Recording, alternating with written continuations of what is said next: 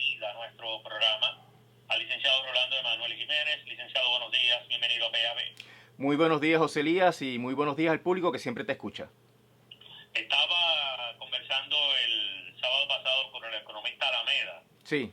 Este ángulo nos dio una explicación muy buena, pero usted en el pasado nos ha hecho referencia a que los planes fiscales hay un disclaimer. Sí. Todo esto que vamos a hacer aquí, pues está sujeto a, y entonces las letras chiquitas, y parece que este tema del coronavirus parece que va a formar parte de esas letras chiquitas, ¿no?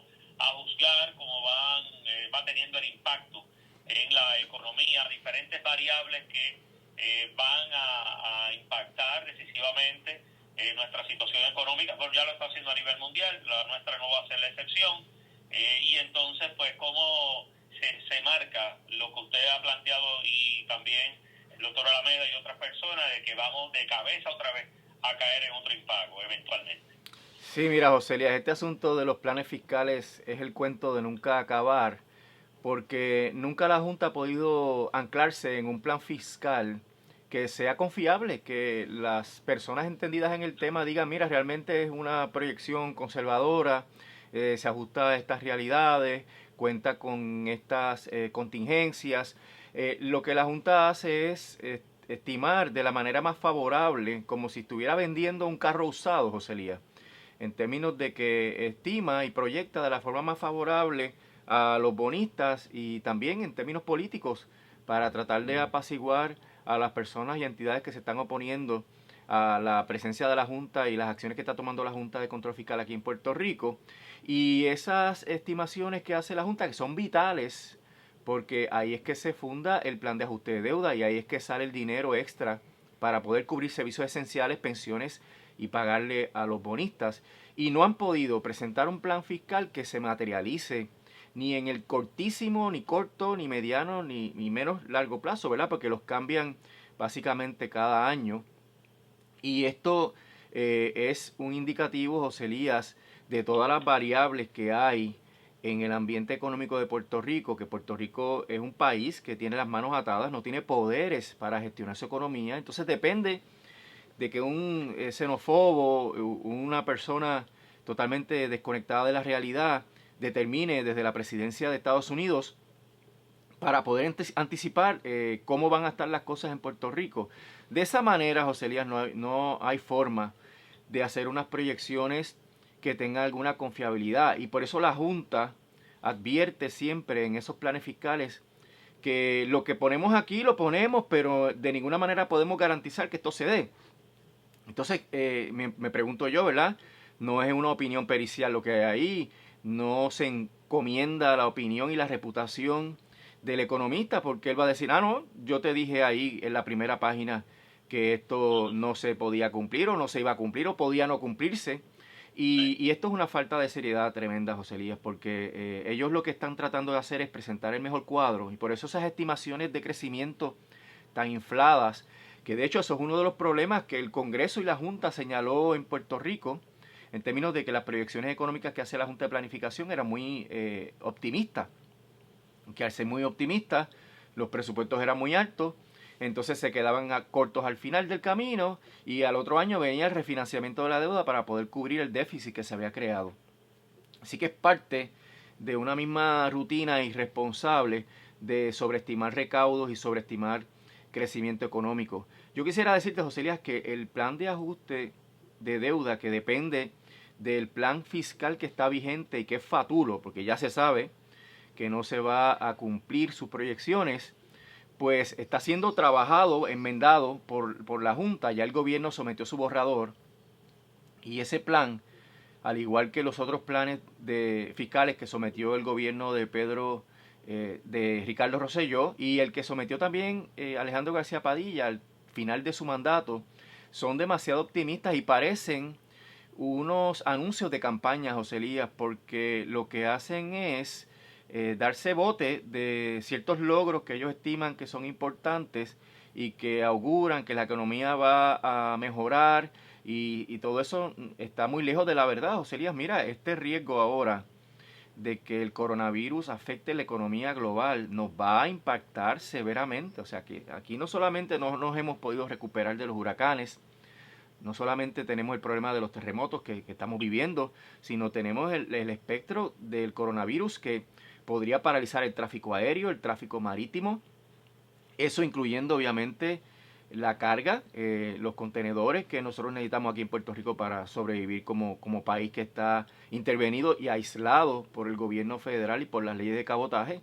Así que hay unas contingencias adicionales que no existían cuando se aprobó el plan fiscal que está vigente y que se está revisando, que van a alterar definitivamente la cantidad de dinero que hay disponible para estos planes de ajuste de deuda. Y por eso, José Elías, es totalmente irresponsable haber llegado a un acuerdo con los bonistas cuando en realidad se sabía que había que revisar el plan de ajuste de deuda. Mira, estuve el pasado miércoles en la vista de la jueza Taylor Swain, que es la vista vamos a hablar de la ómnibus. vista, Sí. licenciado. ¿Qué pasó allí?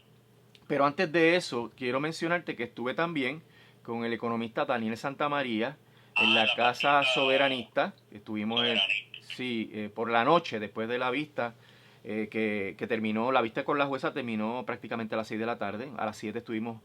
Y allí pude corroborar detalladamente, porque el economista Daniel Santamaría tiene un análisis bien puntual sobre estos planes de ajuste de deuda y sobre el acuerdo con los bonistas y ¿verdad? El conocimiento ya de un experto, pues ratifica todas las premisas que hemos estado mencionando aquí durante meses, si no años, José Elías, porque esto lo estamos hablando desde el principio, desde que escribí el libro, cuestionaba la viabilidad de la ley promesa a la luz de la imposibilidad de alcanzar crecimiento económico en una economía de enclave colonial, donde no tenemos ningún control de las variables económicas fundamentales, donde no tenemos ningún plan de crecimiento económico y mucho menos un plan de desarrollo económico. Y cuando escribí eso no había pasado todavía los huracanes, así que imagínate cómo eso se ha alterado. Pero a estas alturas, José Lía, lo importante es que Alameda te lo tiene que haber corroborado, que las proyecciones están sobreestimadas,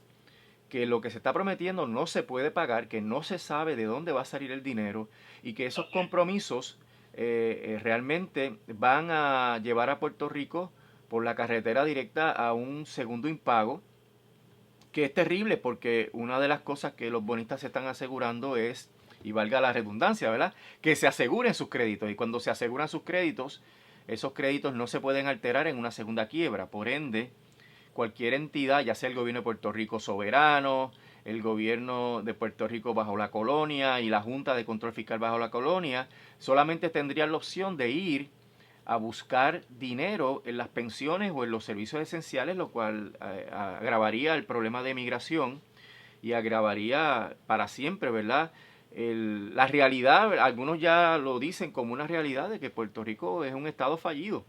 Nada sale bien, la corrupción está rampante, la incompetencia, y todos son síntomas de una crisis económica que se ha extendido por demasiado tiempo y que no se vislumbra una mejoría. Así que esta situación de que los planes fiscales estén dando base a unos acuerdos con los bonistas en donde no haya ninguna confiabilidad científica de que se puedan cumplir, pues nos lleva a un callejón sin salida. Y lo que vimos el miércoles, ahora paso a la vista, José Elías, fue una cosa terrible, porque la Junta quiere ver esto con la mayor celeridad posible y están pautando, no se ha fijado ya definitivamente, porque la jueza tenía que verificar algunos asuntos de calendario, ya se están programando para que se vea a finales de octubre, a unos días de las elecciones, José Elías, es la expectativa de la Junta. Y la postura de la jueza fue, mira, promesa le da a la Junta de Control Fiscal la potestad de representar a los deudores en estos trámites de título 3. La Junta es la única que puede promover y presentar un plan de ajuste de deuda, así que yo le voy a dar la mayor deferencia a lo que ellos dicen. Si ellos dicen que lo pueden ver en ese tiempo tan apretado, pues entonces pues vamos a establecer ese itinerario. Y declaró sin lugar todas las objeciones que se presentaron a ese itinerario porque es imposible cumplirlo en términos procesales, porque hay toda esta incertidumbre, porque, mírate que es importante, porque no están los estados financieros auditados. ¿Cómo se puede ajustar la deuda de Puerto Rico? ¿Cómo se puede saber si Puerto Rico puede pagar si todavía no tenemos los estados financieros auditados, que son esenciales? El gobierno le planteó a la jueza, mire, nosotros no vamos a aprobar ninguna ley para apoyar este plan de ajuste de deuda, por tanto el plan está muerto, es una pérdida de recursos y de gastos en honorarios y todos estos trámites el que se establezca este itinerario si el gobierno no está de acuerdo. Y a la jueza no le importó, porque la jueza dijo, mire, ahora mismo yo no tengo esa situación, porque en octubre es que yo voy a ver si hay una ley aprobada. Por ende, arranquen con esa carrera ahí de consultoría legal y financiera y de trámite de descubrimiento de prueba, porque va a haber interrogatorios, requerimientos de admisiones, producciones de documentos, deposiciones y facturando. Mira, la lista, José Elías, de abogados de la Autoridad de Energía Eléctrica en el caso del RSA pasa de 100. Imagínate en el plan de ajuste de deuda. Entonces, el itinerario que se aprobó, que no ha salido a la orden, pero que vendrá en los próximos días, requiere que los grupos que se oponen se organicen para más o menos mediados del mes de abril para presentar objeciones al escrito de divulgación, y esa vista de aprobación del escrito de divulgación, que es esencial para que se emitan los paquetes de votación para los acreedores, se va a ver el 3 de junio con un montón de otros asuntos, José Lías, porque para esa fecha también hay un montón de otros asuntos. Así que quieren pasarle la planadora al pueblo de Puerto Rico mediante un procedimiento de aprobación del plan de ajuste de deuda sumario que no va a permitir que se midan razonablemente las consecuencias de ese plan. Mi exhortación a todos los grupos, por ejemplo, el Comité de Acreedores No Asegurados se va a oponer, porque ya ellos lo han dicho en varias ocasiones y se opusieron al itinerario vehementemente y la jueza declaró sin lugar todas sus objeciones. Pero están los ambientalistas, están los grupos que velan obviamente por el crédito y por la estabilidad de Puerto Rico, las organizaciones sin fines de lucro, las uniones obreras. Así que hay un montón de entidades que tienen que ponerse las pilas ahora para presentar oposiciones para que la jueza por lo menos tenga toda la información necesaria para determinar si confirma o no confirma este plan de ajuste de deuda, todo a un nivel bien acelerado. Esto no va a traer ninguna cosa buena, José Elías, porque si la capacidad de oposición que pueda generar el pueblo de Puerto Rico a este trámite no es suficiente, la jueza va a ver esto y nos va a imponer esos acuerdos. Ahora, el problema grande lo tiene la Junta con la cuestión de la legislatura y de la gobernadora que no quieren aprobar esto, pero toma nota de que como ahora quieren verlo antes de las elecciones, pues como quiera el issue va a estar presionando a cualquiera que sean los candidatos a la gobernación y por ende las probabilidades de que se pueda aprobar la legislación son mínimas. O sea, sería un loco que antes de las elecciones apruebe una legislación para recortar las pensiones del pueblo de Puerto Rico, a menos que el plan de ajuste de deuda se enmiende y que realmente no les recorte el dinero de las pensiones a los pensionados y entonces el gobierno acepte, con las otras consecuencias negativas que tiene el plan, ¿verdad? Acepte el que se apruebe ese plan, aprobando la legislación que corresponde. Aún así, José Elías, por ejemplo, en el campo de los acreedores no asegurados, la cuantía que está ofreciendo la Junta es 3.9%, que es 3.9 centavos por dólar, es decir, casi 4 centavos por dólar, lo cual representa un recorte de más de 96%. Y si usted es acreedor del gobierno central, pues tiene, y de la Autoridad de Edificios Públicos y de Retiro, porque son tres entidades las que están bajo este plan de ajuste de deuda, pues sabe que lo que va a cobrar son menos de 4 centavos. Y esto va a tener un impacto también en la economía. Así que son múltiples las razones por las cuales debe haber mucha oposición a este proceso del plan de ajuste de deuda, pero la celeridad y la prisa con que la Junta quiere llevarlo puede ser que menoscabe o que disminuya la capacidad de respuesta de estos grupos que no tienen los recursos que tiene el gobierno y la Junta, ¿verdad? Como O'Melveny, el bufete del gobierno, Proskauer, el bufete de la Junta, que son bufetes que tienen asignados más de 30 profesionales a estos procesos. Así que seguimos en una situación de atropello del trámite que si el gobierno no legisla podría tropezar con esa pared de que no hay legislación, y ahí vendría entonces el issue cardinal en términos de promesa sobre si la jueza puede imponerle al gobierno un plan de ajuste de deuda que también constituya una legislación.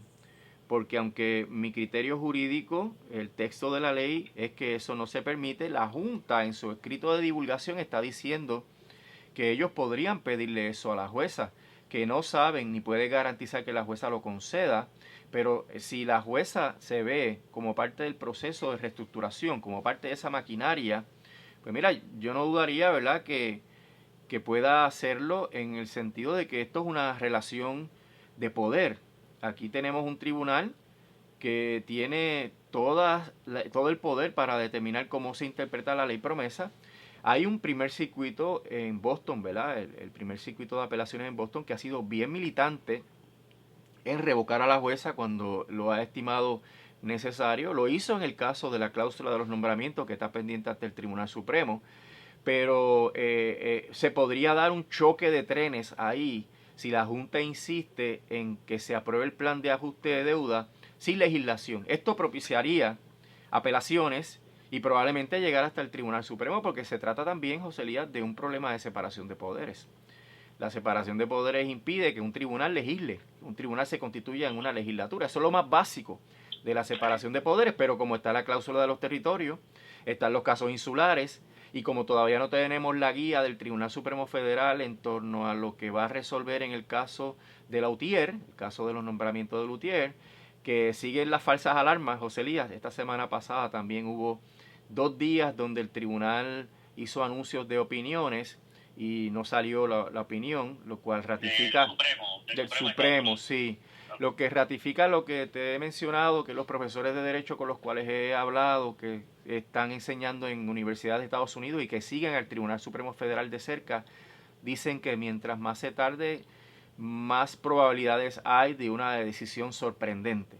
Sorprendente en términos de cómo se dividió el tribunal, o sorprendente en términos en lo que van a determinar, que podría ser la inconstitucionalidad de los miembros de la Junta y que se imponga un remedio que incluiría la nulidad de las actuaciones de la Junta.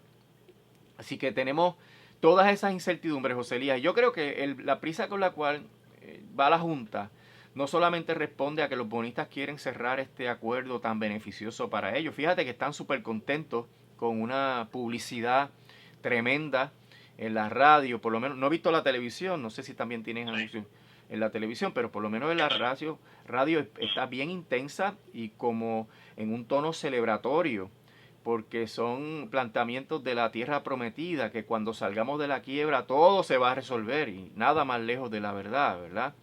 Y te cuento que en la vista ya le han puesto sobrenombre a esta prisa de la Junta, le llaman el Confirmation Express, la confirmación expreso, ¿verdad?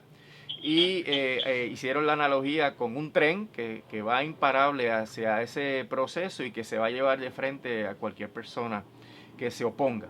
El trámite, José Elías, pues se va a dictar una orden específica sobre la fecha para que todo el mundo quede notificado. Todavía el escrito de divulgación está en español, José Elías, no hay todavía una disposición para que se traduzca al español. Eso tendría que traducirse porque todos los acreedores que no hablan inglés tienen derecho a enterarse de que el escrito de divulgación esté en español y que lo puedan leer.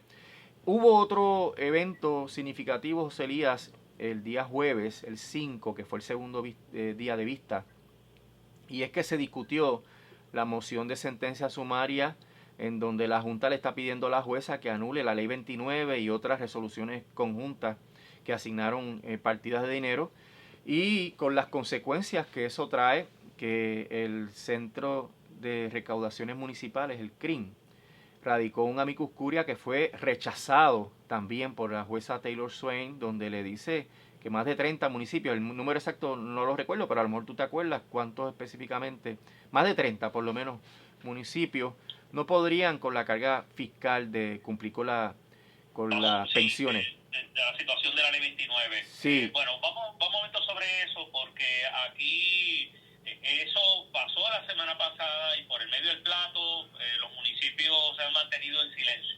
¿Cuál es la relevancia de eso? sí, porque es que si la jueza anula, y todo parece indicar que la jueza va a anular la ley 29 y las otras resoluciones conjuntas, pues los municipios tendrían que hacer los pagos.